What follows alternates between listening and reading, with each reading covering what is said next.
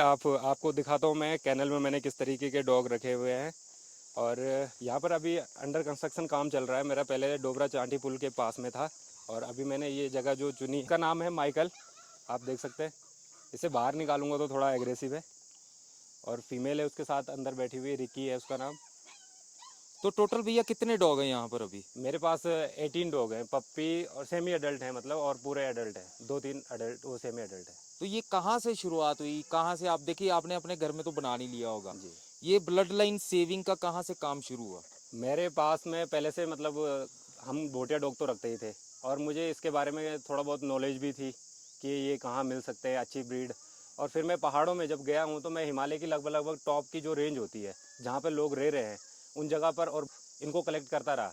और अब इससे ब्रीडिंग का काम मैंने शुरू किया हुआ है। अभी मेरे पास यहाँ पर जो अडल्ट मेल हैं वो 4 मेल हैं, बाकी मेरे पास 10 जो है फीमेल है अडल्ट, और 4 सेमी अडल्ट फीमेल है जो कि अभी यहीं पे मैंने रखे हुए हैं। और पपी आपको जो अब मिलेंगे वो नवंबर दिसंबर के बाद ही मिलेंगे। तो दोस्तों, ये यहाँ पर ऐसे देखिए इकट्ठे बैठे हुए हैं।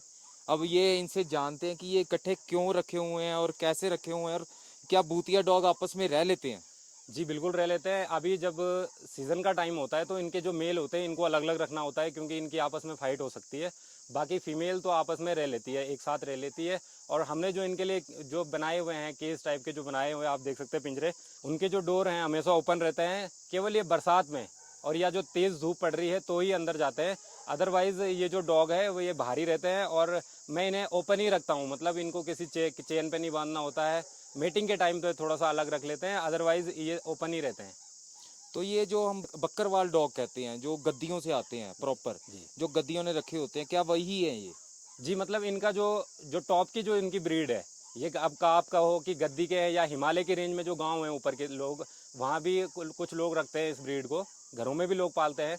और वहाँ भी कुछ जो अच्छी ब्रीड होती है वहाँ से लेके आया हूँ, कुछ बकरवालों से लेके आया हूँ। गद्दी बोलो या भोटिया बोलो या बकरवाल बोलो, ये एक कम्युनिटी है। और इनके पास काम इनका दरअसल बकरियों का ही होता है, या भेड़ पालक, पशुपालक, कुछ भी, गाय भी हो सकती है, भैंस भी हो सकती है। तो उनसे मैंने ये कलेक्ट किए हैं। जो अच्छी ब्रीड होती है उसको मैं यहाँ पे लेके आ जाता हूँ। भैया, भूतिया डॉग की 5 अच्छी चीजें और 5 बुरी चीजें।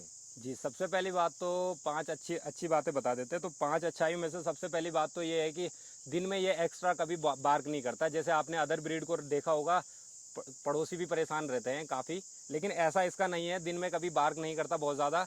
और इवनिंग के टाइम पे जैसे सनसेट होने के बाद ये एक्टिव हो जाते हैं, और रात में पूरी रात चौकीदारी करते हैं। और दूसरी बात यह है कि अगर आप इसे रखते हो और आप अपने साथ इसे कहीं लेके जाते हो, लेकिन उन लोगों के लिए कह रहा हूँ जो लोग जंगलों में रहते हैं, जैसे बंजारे लोग होते हैं, तो उनमें कभी भोटिया डॉग अपने ऑनर को कभी नाइट में कभी छोड़ के नहीं जाता है। और वो उस चीज़ को गार्डिंग के लिए, क्योंकि उसे पता होता है कि गार्डिंग करनी है, तो वो नाइट में कभी अपने एरिया को जितना वो मार्क करेगा उससे एक्स्ट्रा बाहर नहीं जाता है कभी। चौथी बात ये है कि ये बहुत अच्छे लॉयल डॉग होते हैं, सेल्फ ट्रेन डॉग होते हैं। और इनको अगर आप ट्रेन नहीं भी करोगे तो ये अपनी एज के अकॉर्डिंग, जैसे साल 1.5 साल के होने पर काफ़ी समझदार हो जाते हैं, और आपको इसे ट्रेन करने की कोई ज़्यादा ज़रूरत नहीं पड़ती है। पांचवी बात ये मैं अपने पर्सनली एक्सपीरियंस पे बता रहा हूँ आपको कि 90% केसेस में मैंने देखा है ये अपने ब्लड को पहचान, अपने ऑनर के ब्लड को पहचान लेता है।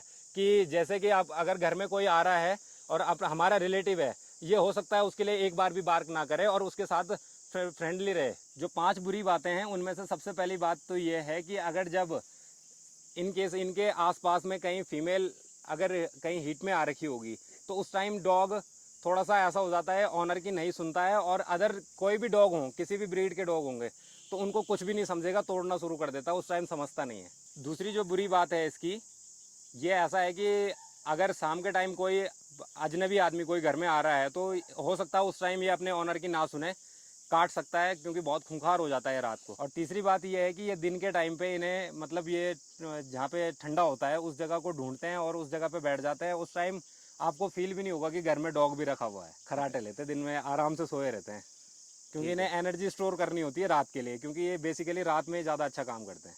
चौथी बात ये है कि अगर इसे पहाड़ में पालेंगे तो पहाड़ के वेदर के हिसाब से तो इसका जो फर है उसका शेडिंग कम टाइम होगा।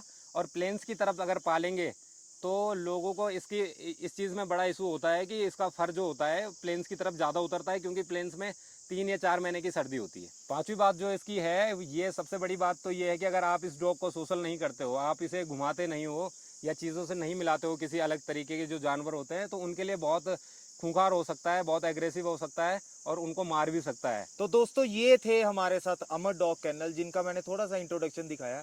भूतिया डॉग के लिए क्या आगे फ्यूचर बना सकती है या क्या बिगाड़ सकती है, तो ये अमर डॉग कैनल का आपको मैंने कैनल भी दिखा दिया इस वीडियो में, और थोड़ी सी हमने इनके बारे में जानकारी ले ली। तो मिलते हैं किसी और वीडियो में, बाय बाय।